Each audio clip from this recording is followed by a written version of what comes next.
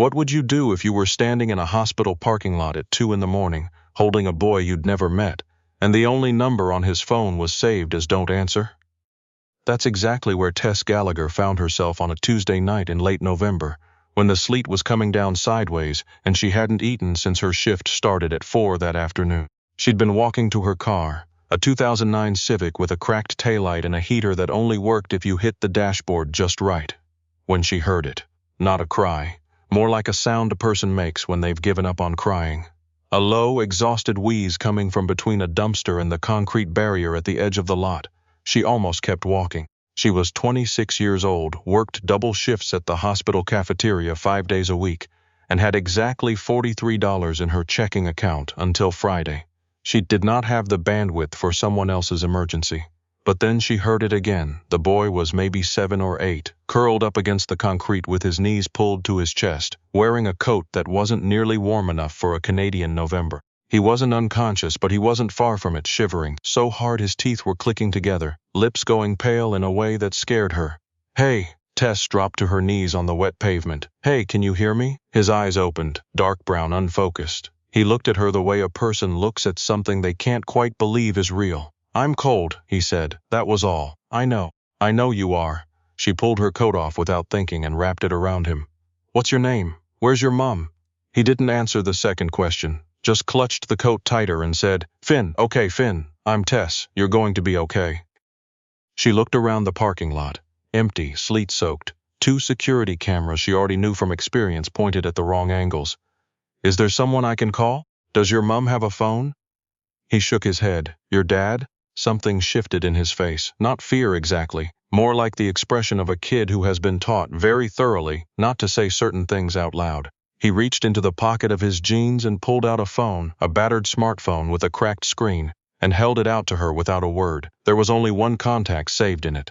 "Don't answer." Tess stared at it for a second. A smarter woman would have called 911, handed the kid over to the hospital staff 10 meters away, and gone home to her cold apartment and her box of Kraft dinner.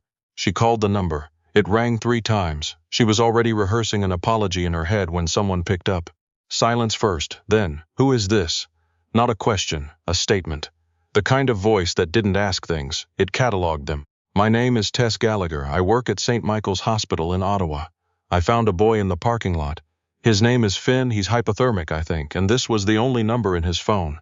I don't know who you are, but don't move." The line went dead. Tess looked at the phone, then she looked at Finn, who had stopped shivering quite so violently, and was watching her with those serious dark eyes. "Is he coming?" Finn asked.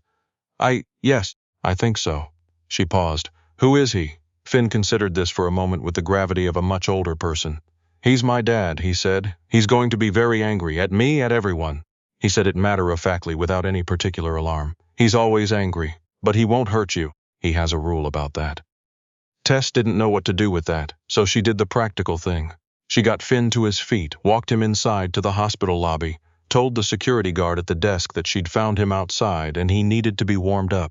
She got him a cup of hot chocolate from the cafeteria, using the last of the cash in her wallet, which she hadn't consciously decided to do, but apparently her hands had decided for her, and she sat with him on a plastic chair by the door while the sleet turned to snow outside. Finn wrapped both hands around the cup and stared at the floor.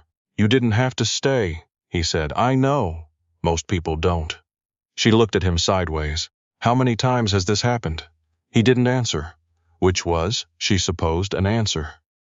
She was about to ask him how he'd ended up in a hospital parking lot at 2 in the morning when the doors opened and the temperature in the lobby seemed to drop about 10 degrees. The man who walked in was not what she'd expected, which was almost funny in retrospect because she hadn't known what she was expecting. He was tall. Not basketball tall, but tall in the way that takes up more space than the height alone should account for. Dark coat, no hat despite the snow. A jaw that looked like it had been broken at some point and hadn't healed quite straight. Mid-30s, maybe early 40s. The kind of face that would have been handsome if it hadn't been arranged into an expression that suggested. Handsome was the last thing he was thinking about. 2 men came in behind him. They stayed by the door. He crossed the lobby in about 4 strides, crouched in front of Finn, and put both hands on the boy's face. Checked his eyes, his color, the temperature of his hands. He said something in a low voice that Tess couldn't hear. Finn said something back. The man's expression didn't change exactly, but something around his eyes shifted. Then he stood up and looked at Tess. You found him in the parking lot, by the east dumpsters. How long had he been there? I don't know. He wasn't fully alert when I got to him.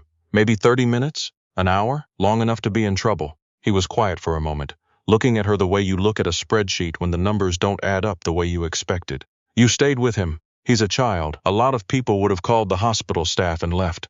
I work here, she said, and I didn't leave. Another silence. Then, Mercer, my name is Ronan Mercer. He said it the way people say things when they expect the name to mean something. It didn't. Not to her. Tess Gallagher, she said. I work in the cafeteria. I make $12.50 an hour and I was supposed to be home 40 minutes ago.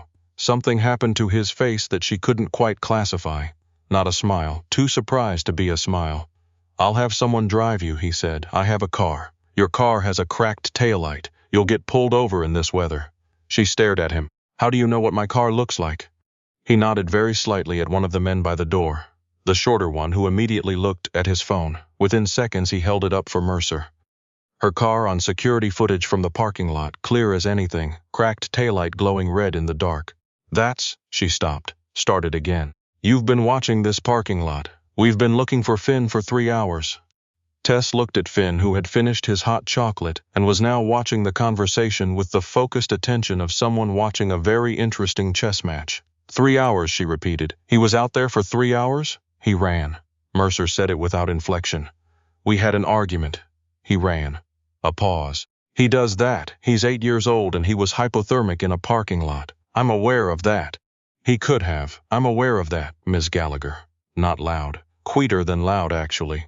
The kind of quiet that meant he was aware. He had thought about it, and he did not need her to finish the sentence. She closed her mouth. Finn looked between them. She bought me hot chocolate, he said. Mercer looked at his son for a moment. Then he reached into his coat, produced a wallet, and held out a $50 bill. Tess looked at it. It was $2.50. Keep the rest. I don't want your money. The wallet was still open. He tilted his head slightly, studying her, and she had the odd feeling of being reassessed mid-calculation. Most people want my money, he said. I'm sure they do. She stood up, picked up her bag, and smiled briefly at Finn. Feel better, okay? Drink something warm when you get home. Finn nodded solemnly. Then, will I see you again? She didn't know what to say to that. She looked at Mercer, who was watching her with an unreadable expression. Get some sleep, she said to Finn, and walked out into the snow. She didn't think about it again. That was what she told herself for the next 3 days. She thought about it approximately every 40 minutes. She thought about it when she was portioning soup at 7 in the morning and when she was mopping the cafeteria floor at close. She thought about it on the bus home because her Civic had, in fact, been pulled over that night. Not for the taillight, weirdly, but for something else. And she'd decided to take the bus until she could afford to get it sorted. She thought about Finn's face when he'd said most people don't, with that particular flatness that kids get when they've stopped expecting things. She did not think about Ronan Mercer. She definitely did not think about the way his expression had shifted when she said, I didn't leave. On Thursday, she got called into the cafeteria manager's office. Dennis Halpert was in his early 50s, divorced twice, and had on 3 separate occasions over the past 8 months suggested that Tess join him for drinks after her shift. She had declined 3 times. She had used the words, I'm busy and I don't think that's a good idea. And on the 3rd occasion, Dennis, I need you to stop asking me that. He'd stopped, but he hadn't forgotten. Sit down, Tess. She sat. Is something wrong? I'm restructuring the schedule. He slid a paper across the desk. Effective next week. She stared at the paper. 12 hours. Down from 32. Dennis. Budget decisions. Nothing personal. Nothing personal. She thought about her $43 balance. Her rent due in 9 days. The cracked taillight she still hadn't fixed. This isn't budget, she said, keeping her voice even. This is you being careful. His voice was soft. Think about what you're going to say next. She thought about it. She thought about the 3 times she'd said no and how long the silence had been each time after. She thought about the fact that she'd worked at St. Michael's for 2 years with not a single complaint on her record and perfect attendance except for the one day her building had a gas leak. She thought, I can't afford to lose this job. She stood up. I'll see you Monday, she said, and walked out. She sat in the bathroom for 5 minutes with her forehead against the cool of the mirror. Then she washed her face, went back to work, and portioned soup for another 4 hours.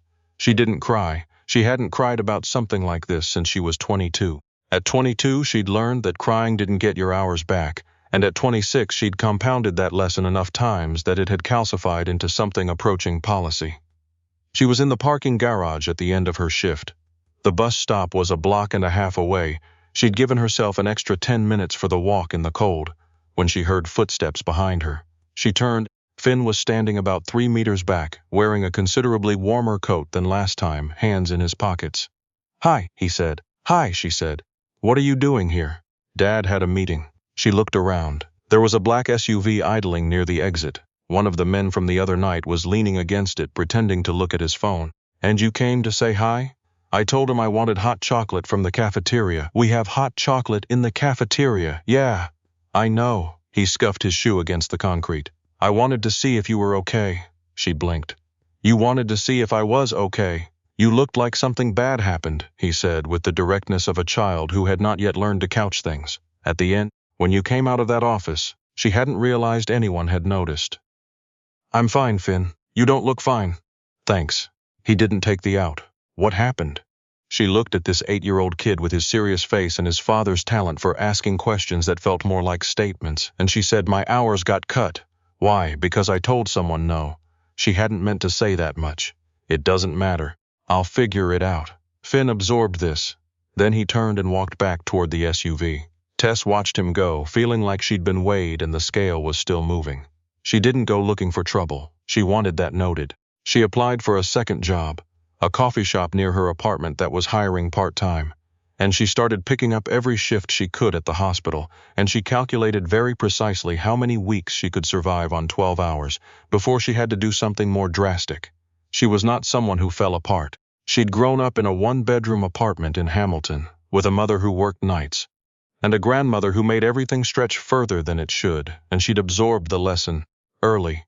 You handle what's in front of you, and you don't wait for someone else to handle it for you. She was 10 days into this plan when the hospital administrator called her into his office.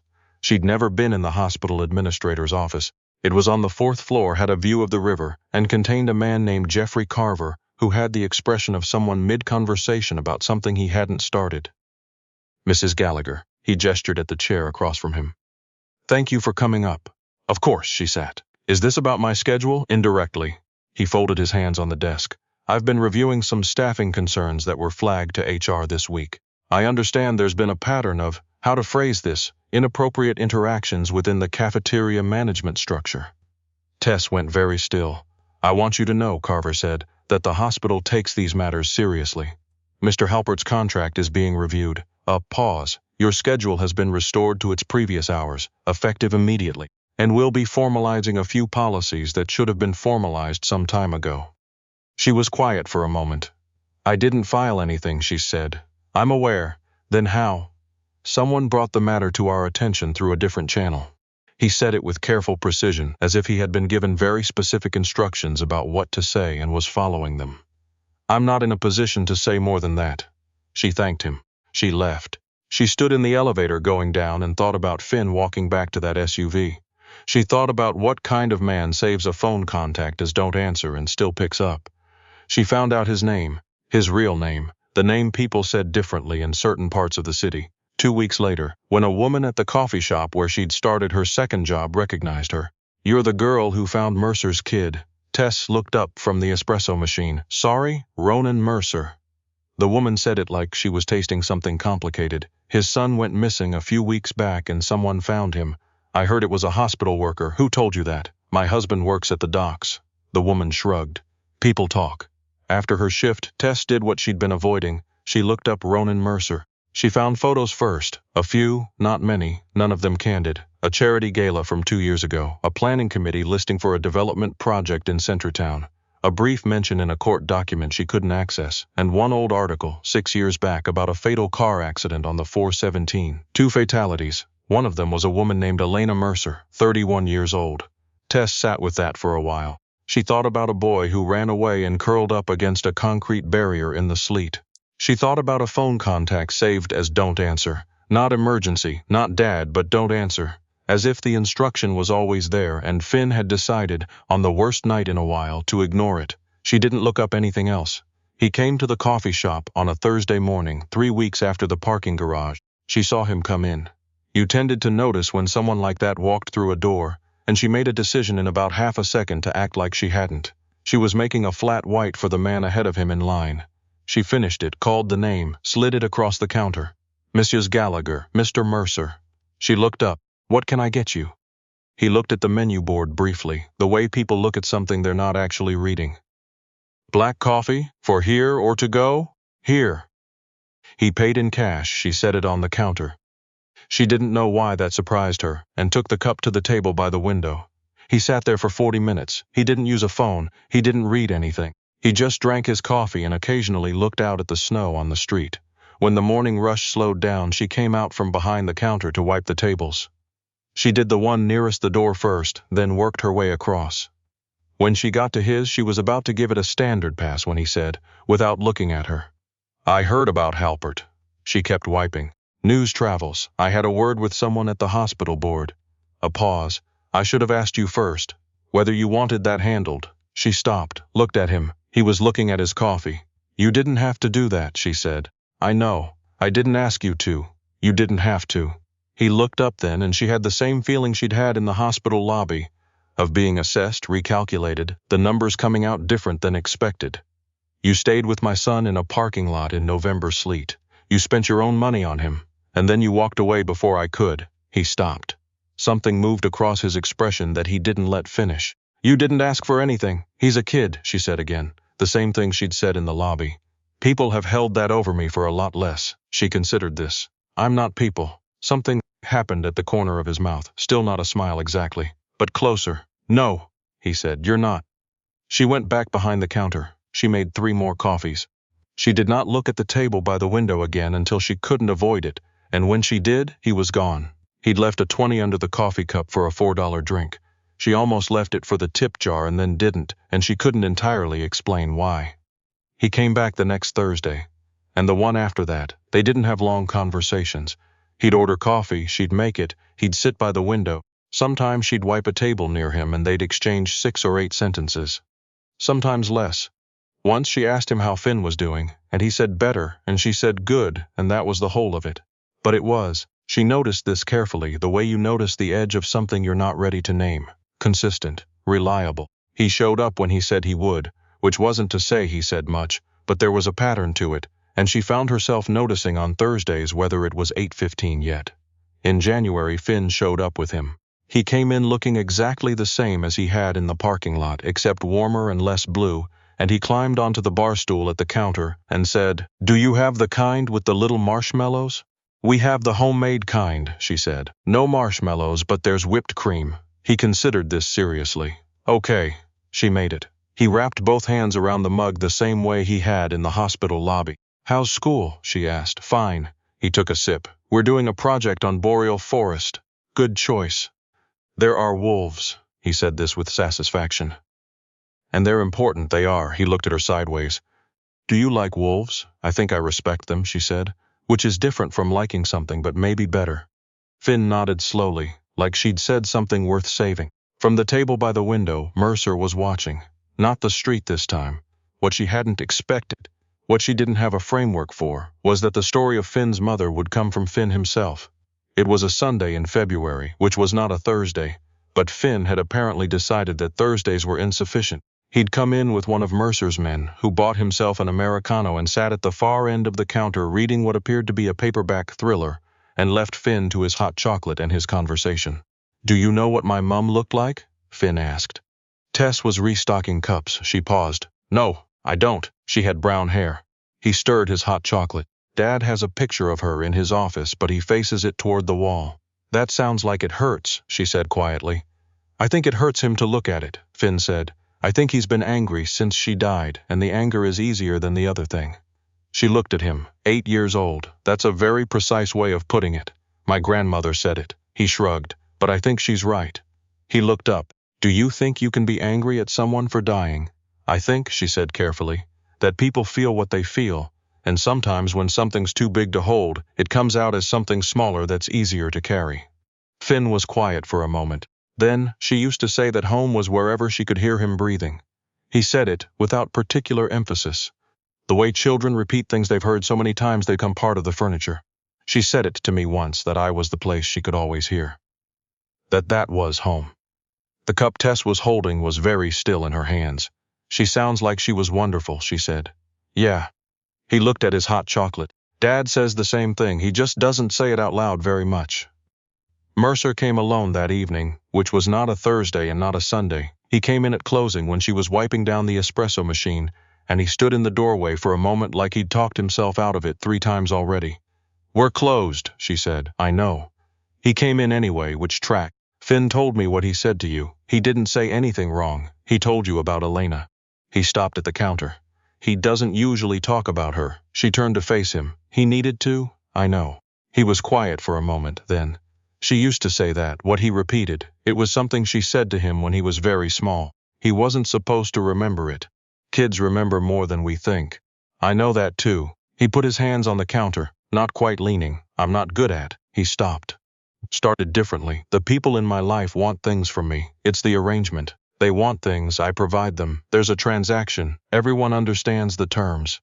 That sounds exhausting. It's functional. He looked at her. You keep not fitting the arrangement. That bothers you. That's not the word. He was quiet again. Then he asked me if we were going to see you. Not at the coffee shop. He said see you, like a different thing. Tess was very careful with her voice. What did you say? I said I didn't know. He met her eyes. That was the honest answer.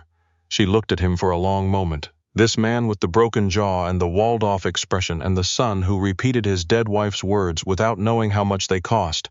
And she thought about transactions and terms and arrangements and the fact that she had zero framework for whatever this was. Come back Thursday, she said. Something crossed his face that might, in different light, have been relief. Okay, bring Finn. He'll want the whipped cream. I know. He turned to go. At the door he stopped. Didn't turn around? Tess? Yeah, thank you. A pause. For not leaving him in the parking lot. She thought about Finn's face in the sleet. She thought about most people don't. She thought about what kind of silence could produce a child that surprised. Go home, Mercer, she said. He went. It took another 2 months before either of them said anything that couldn't be unsaid. That was fine. Some things needed to be approached the long way. The way you approach an animal that doesn't trust easily, slowly, without looking directly at it, giving it time to decide you weren't a threat. In the end, it was neither of them who said it. It was Finn who had come in on a Thursday in April when the snow was finally making way for something that tentatively resembled spring, and who watched Tess and his father talk for about 20 minutes and then said, with perfect 8-year-old clarity, "You both like each other, it's really obvious." Tess had the presence of mind to look at the espresso machine. Mercer looked at his coffee. Finn looked between them with the expression of a person who has said the true thing and is waiting patiently for the adults to catch up. She looked at Mercer. He looked at her. Thursday dinner. The 3 of us. There's a place on Elgin. Finn likes the pasta. I like the tiramisu, Finn corrected. You like the tiramisu, Mercer agreed. He looked at Tess.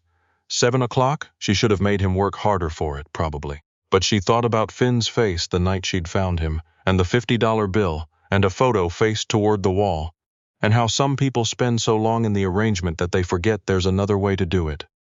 7 o'clock, she said. Finn pumped his fist under the counter quietly, where he thought they couldn't see. They could see. But neither of them said anything, because some things you let a kid have,